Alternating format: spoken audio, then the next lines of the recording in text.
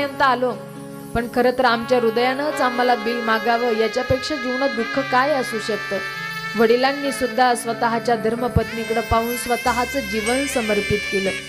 आणि म्हणून माझी नेहमी शिकलेल्या पोरांना विनंती असते, तुम्ही खूप शिका, खूप शिका, चांगली नोकरी करा, पण कुठंतरी नोकरीला लागल्यानंतर की खरं तर कष्ट करणारे आमचे घरी मायबाप आहे, त्या मायबापांना आम्ही वेळ दिला पाहिजे. कधीतरी त्या मायबापांच्या आम्ही फोन करून चौकशी अगदी प्रेमानं केली पाहिजे. आम्ही आमच्या सुखामध्ये एवढे रममाण होऊन जातो.